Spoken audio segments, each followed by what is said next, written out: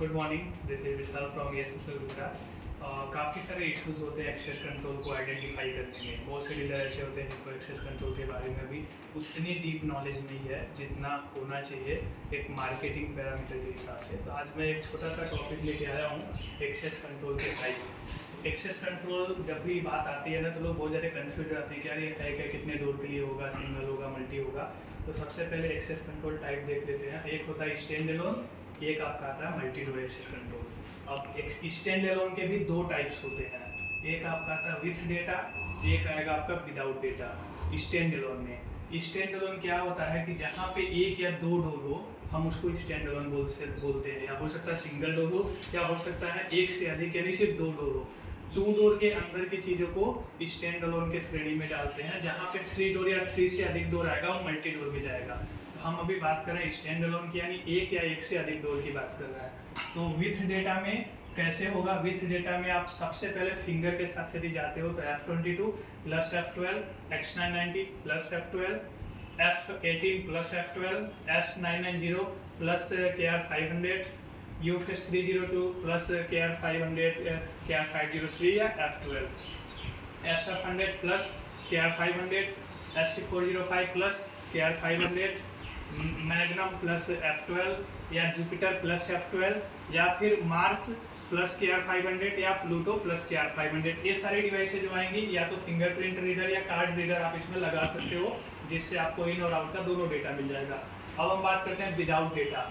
अब इसमें स्टार्टिंग जो होता है वो K90 और K30 से होता है। फिंगर में K90 आप पुश बटन के साथ लगा सकते हो, K30 पुश बटन के साथ लगा सकते हो। फिर फेस में हम बात करें MB20 से स्टार्टिंग है।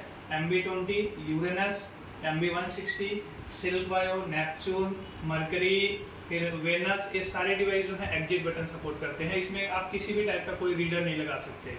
तो जितनी भी ये लिस्ट मेंशन है ये सब पुश बटन के साथ है।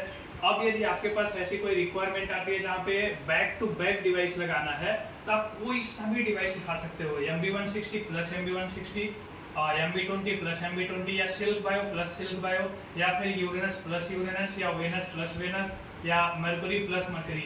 यानी कि कोई भी डिवाइस बैक टू बैक लगाना हो तो सेम डिवाइस दोनों तरफ आप लगा सकते हो, चाहे वो इकोनॉमिक सीरीज की हो, चाहे प्रीमियम सीरीज की हो, चाहे विदाउट डेटा की सीरीज की हो, चाहे विथ डेटा की सीरीज हो, आप बैक टू बैक डिवाइस लगा सकते हो कोई सा भी। अब बात करते हैं मल्टी डोर की। तो मल्टी डोर के भी दो या तीन श्रेणी आती है। फर्स्ट आती है विथ एग्जिट बटन, आप पुश बटन लगा सकते हो। थर्ड आता है विथ बोथ साइड रीडर। अब बोथ साइड रीडर वाले में भी आपका KR3 की सीरीज C3 की सीरीज में जाओगे तो KR503 आप बोथ साइड लगा सकते हो। इनबायो की सीरीज में जाओगे विथ डेटा में तो आप KR12 और KR503 दोनों तरफ लगा सकते हो। विथ एग्जिट बटन में जाओगे तो C3 200 और 400 दोनों के साथ रीडर और एग्जिट बटन लगा सकते हो। विथ एग्जिट बटन जाओगे तो इन बायो में भी एक तरफ रीडर KR500 या F12 और एक तरफ पुश बटन लगा सकते हो।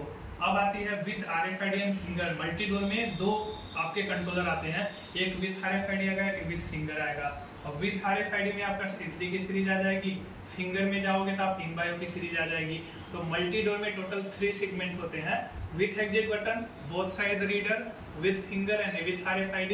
और स्टैंड एलोन के भी दो श्रेणी होते हैं, विथ डेटा, विदाउट डेटा और बैक टू बैक डिवाइस। तो इस तरीके से हमारा पूरा एक्सेस कंट्रोल इसी में आपका सिलेबस है, जो पूरा कंप्लीट एक्सेस कंट्रोल यहीं से स्टार्ट होता है, यहीं से एंड होता है। Thank you so much. Next topic पे जल्द ही मिलेंगे।